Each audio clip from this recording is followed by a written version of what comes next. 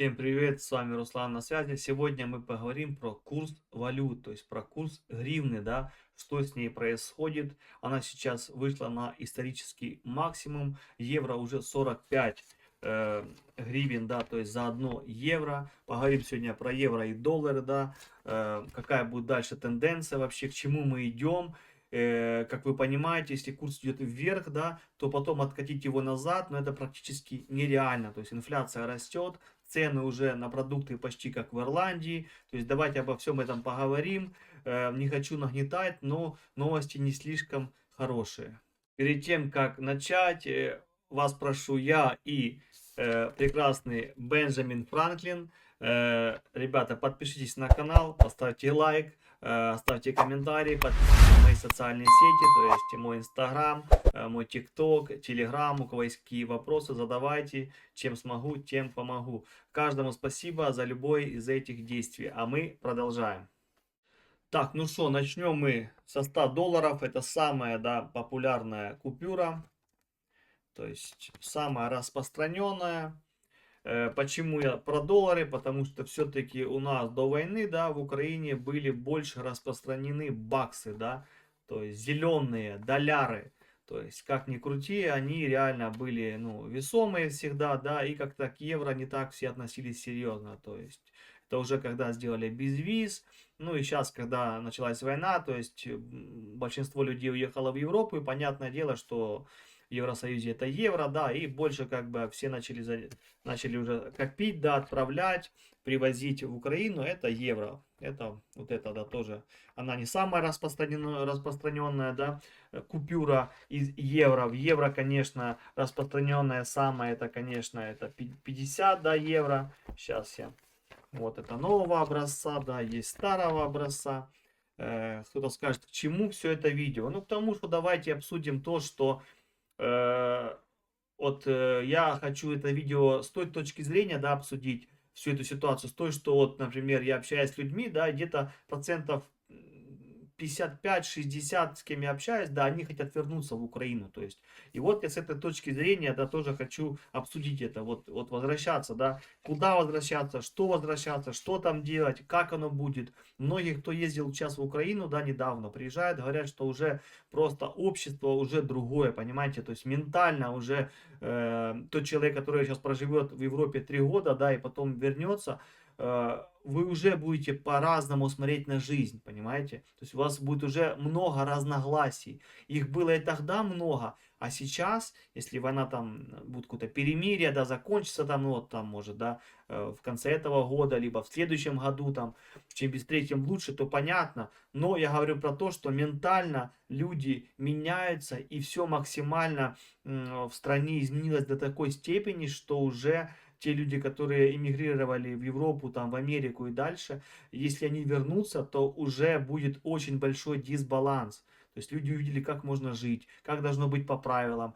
то, все, пятое, десятое. А в Украине сейчас наоборот, коррупция стала еще больше, понимаете, еще больше. Каждый день в телеграм-каналах только читаешь, что коррупционера того схватили 3 миллиона, 2 миллиона, взятки, откаты, ТЦК, туда-сюда. Короче, голова вот такая просто, как глобус, и ты понимаешь, что возвращаться туда, да, вот в Украину, что там, какое будущее для детей, вот что, напишите в комментариях ваше мнение. Вы собираетесь возвращаться в Украину с такой обстановкой, которая она сейчас, да, вот как сейчас, только вы понимаете, что с каждым месяцем, с каждым годом она будет только усугубляться, если, конечно, война не закончится и долги Украине не спишут. Ну, как я понимаю, их все не спишут, а долг у нас уже ого-го, просто выше крыши. Теперь давайте про исторический максимум. Это просто, конечно, трэш. Ребята, 1 доллар, да, уже США стоит сейчас 41 гривну 49 копеек. То есть, ну, это, конечно, просто вынос мозга. Я после этого покажу вам график, да, как и шла вообще курсы валюта, и шли, да, ну вот по годам, да, и покажу один такой период, который был самый удачный, да, в котором в этом периоде, кстати, я тоже начал заниматься бизнесом, это был самый, наверное, комфортный курс. Но не про это. Сейчас мы говорим про то, что 1 доллар США стоит 41 гривну. Куда мы летим, я не знаю, но точно это не светлое будущее, ребята. Давайте теперь выберем евро, просто выберем, да, посмотрим и охренеем. Египетский фунт это хорошо, но мы выбираем евро. И что мы видим? Мы видим график, да, график он идет вот, ну, с начала года, да, было 41, и полетело, полетело, полетело, полетело, просто вверх в космос. 45, ребята, 45 гривен, 35 копеек, 1 евро. То есть я показываю соточку, то есть мы можем это все умножить. Получается 100 евро стоит 4500. Вы понимаете, да? 100 баксов стоит 4100. Это, конечно, ну, у меня нет слов, понимаете. Я звоню там знакомым, да, ну, самый, как говорится, человек, который мне всю информацию подает по ценам и так далее, это моя мать. Конечно, она в шорохе, она в шоке, она просто не то что в бешенстве, она просто, ну, в магазин тяжело заходить. Каждый день боишься заходить, каждую неделю ты понимаешь, что цены меняются. То есть это ужасная ситуация для тех, кто сейчас остался и живет в Украине, потому что, ну, они просто офигевают в прямом смысле. Я обратно же повторюсь, уже повторялся, да, в этом видео в начале. Я не хочу нагнетать, я просто хочу порассуждать, да, и понять, что же дальше ждет. По моим, знаете, таким клавиатурно-диванным экспертам, да, я являюсь. Но, смотрите, по моим прогнозам, до конца года, до полтинника может евро дойти. До полтинника, а что дальше? Вы понимаете, 50 евро, да, ну будет там 48-49, но это просто, ну это космос, понимаете, космос. А теперь давайте посмотрим графику, да, курса валют. И вот я хотел бы вам показать вот такой вот график, смотрите. Давайте мы выберем курс валют за 2000 год. Это было в среднем 5 гривен, да, 40, 5,50, 5,40, то есть среднее сделаем 5 гривен 50 копеек. Был курс доллара в 2000 году, ребята, в 2000 году. А теперь выберем, давайте, давайте 14 год, да, 14 год, ребята. Доллар 7,90. 7,90. Вот уже когда к концу уже начал уже подниматься, да, до 8. То есть вы вдумаетесь, теперь давайте немножко проанализируем, да. С 2000 года, то есть за 14 лет доллар поднялся на 3 гривны. Теперь подумайте, в какое шикарное время мы жили. С 2000 по 14 год. Я ни на что не намекаю, никого не говорю, там разные были президенты, да, то есть в эти периоды. Ни на кого не хочу конкретно там указывать, кто, чья это заслуга. Но, вы понимаете, за 14 мама Мия лет доллар поднялся, вот эта купюра стоила 8, то есть 8, то есть 800 гривен за вот эту вот прекрасную бумажку, за Бенджамина прекрасного. Сейчас 400. Вы вообще понимаете? Просто хотя бы осознать это. То есть за 14 лет на 3 гривны. Сейчас за 1 год плюс 10, плюс 5, плюс 6. Война, то понятно, все это понятно, я понимаю. Но так я веду к тому, что война же когда-то закончится. А с чем мы все останемся? С чем все останутся? Ну, ни с чем, с голой жопой, я так скажу. То есть я этот видео к чему? К тому, что возвращаться. Куда возвращаться? Экономика разбита. Госдолг огромен. Вы просто понимаете, вот. 8,5 триллиона гривен, ребята. Это 151 миллиард долларов. 151 миллиард долларов.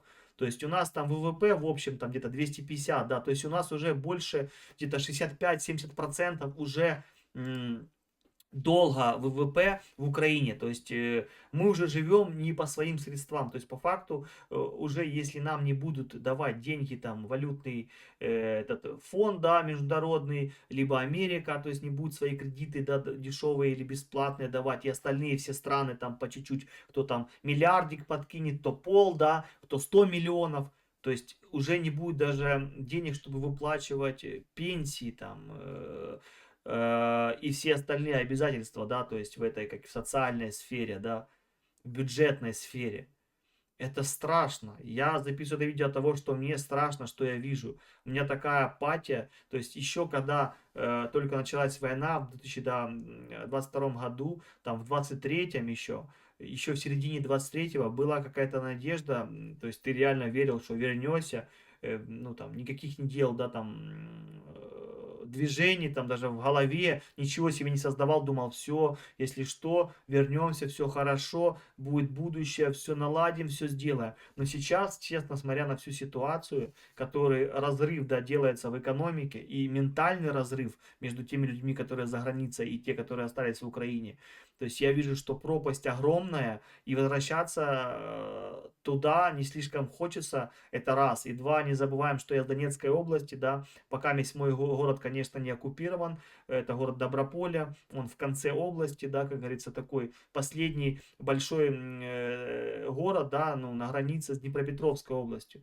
То есть, ну, я веду к тому, что Донецкая область будет всегда теперь между, вы поняли чего, да, между вот это, в просаке каком-то. То есть, тем более сейчас будут переговоры, и непонятно, что они там будут решать. Вы видите, что Зеленский уже конкретно поет про то, что переговоры до конца года обязательно уже будут, и уже пригласят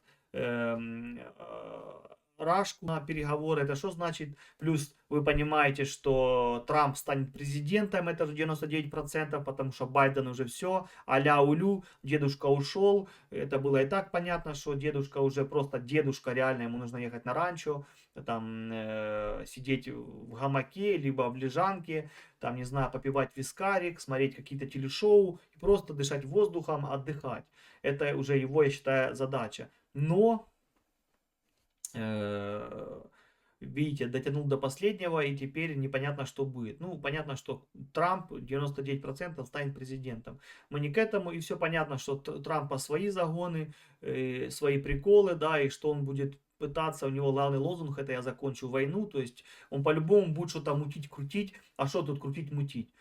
Деньги не даем, поставки оружия не даем, и все. Сам Зеленский признался, что там месяц-два, и все, мы не сможем без помощи. То есть, ну, так что тут к Ванге не нужно ходить, то есть, может быть, даже к концу этого года, да, в начале следующего будут уже какие-то движения, какие-то конкретные переговоры, и вы понимаете, что главный торг это Донецкая область. То есть, как вариант, да, они ее, ну, как бы, Зеленский, вся свита, да, сдадут Донецк, то есть Донецкую область, да, и выторгуют, может, там Запорожку, вот эту главную, да, то есть атомную электростанцию, может, отдадут Украине, да, ну, еще там какие-то маленькие уступки. Я веду к тому, что мне и возвращаться-то по факту некогда, если это оккупируется, либо город освободят, да, как Бахмут и остальные, то туда возвращаться некуда будет вообще, в прямом смысле. Ясно дело, квартира стоит, но продать ее даже по какой цене сейчас там продашь в этой области, в нашей, да, там за копейки, просто за 3 гривны, да, потому что, ну, кому оно надо и кто ее купит. То есть перспективы вот такие, да, обсуждения. Ясно дело, меня смотрят там люди там из Киева, там, может быть, с других областей, там, Одесса, да, там, Николаев, не знаю, там, Сумская, Полтавская. У них не такая ситуация, да, им, может, есть куда возвращаться, можно тут в Европе подкопить денежку, да, и вернуться, что-то открыть, какой-то бизнес, куда-то вложиться, что-то сделать, да, открыть какое-то предприятие, то есть туда-сюда. Но тем, кто с восточных областей, да, нам, конечно, посложнее, потому что мы всегда на линии огня. Будет какое-то перемирие, но все равно мы будем граничить, понимаете? Граница будет все равно с Россией проходить у восточных границ. Даже Харьковская область постоянно будет под каким-то прицелом, да, то есть и остальные, то есть там часть Херсонская, Запорожская и так далее. То есть выбора немного. И когда ты смотришь на такие новости, на такой курс просто, и ты просто, у тебя глаза с орбит вылазят, и думаешь, ну как так? Да, вот прогноз там говорят, что не больше, типа, в 2024 году, типа, что курс может ну, типа, откатиться до 42 гривен. Что-то, ребята, честно, я сомневаюсь, потому что, смотря на новости, просто читая, да, их просто, вот, ты смотришь на этот график, и каждый день просто, вот, каждый день что-то меняется, и раз в неделю по-любому каких-то 20-30 копеек добивается. То есть, ну, блин, тенденция не очень хорошая.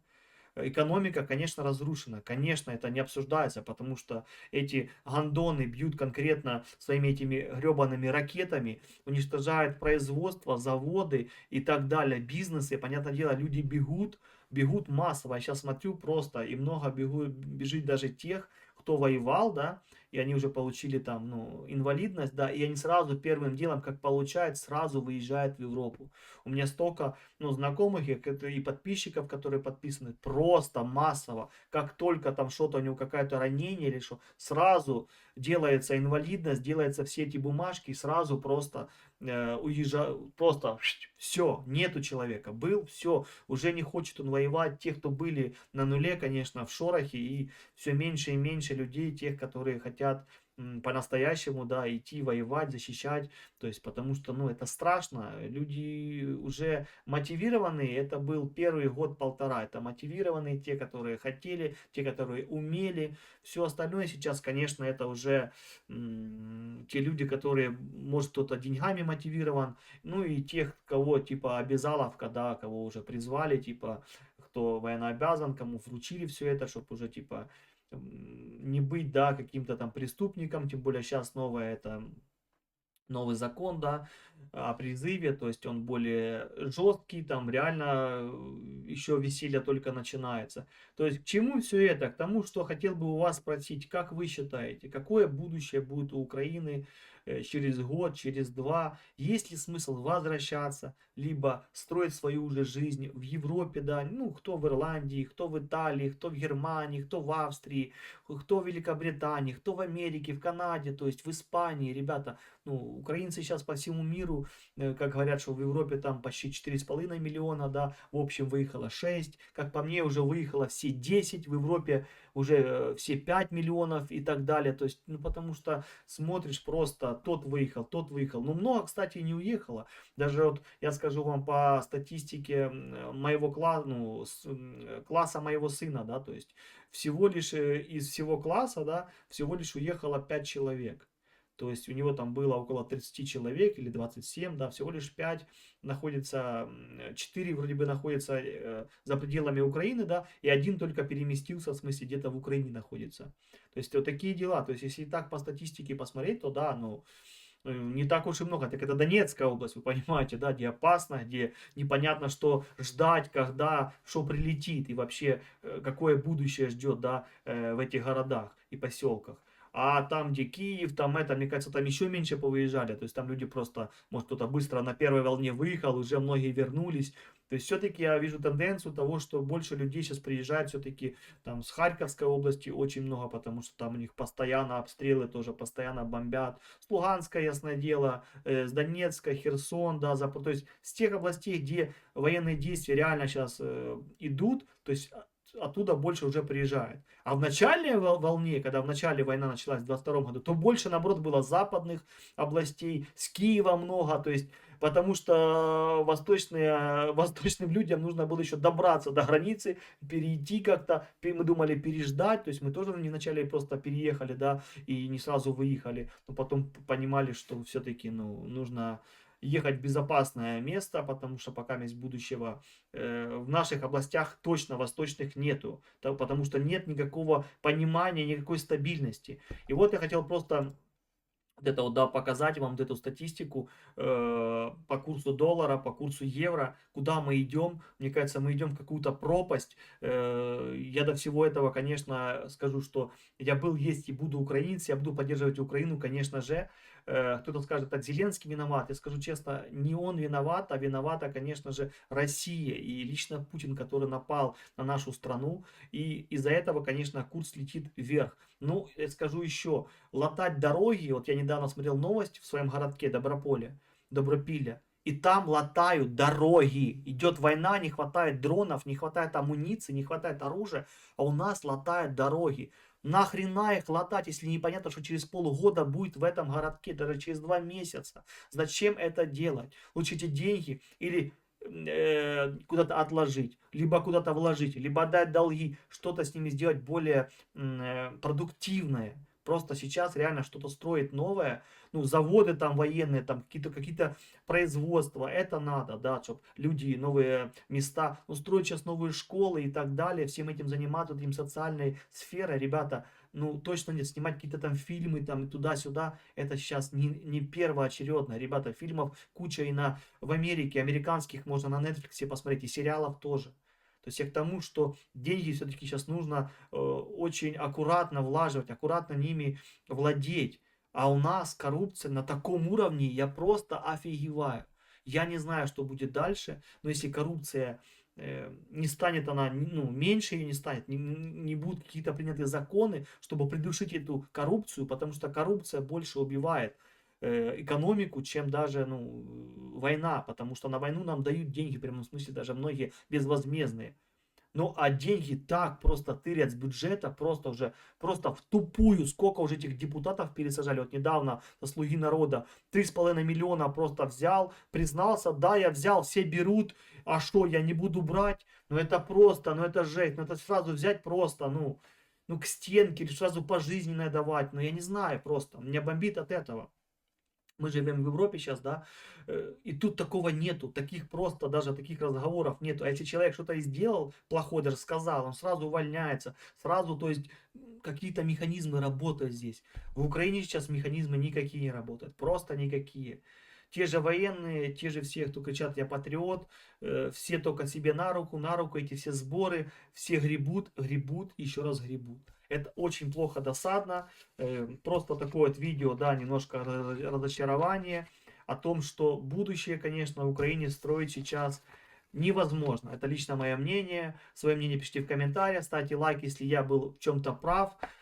Ставьте дизлайк, если я был неправ, да. Я высказал свою точку зрения по поводу курса валют, по поводу экономики, по поводу всей ситуации, которая происходит, да, в Украине, да. Вот такая. Но как ни крути, вот эти бумажки правили и будут править миром. И, как говорится, есть такая, да, фраза: без бумажки ты какашка, а с бумажкой человек. Всегда на связи.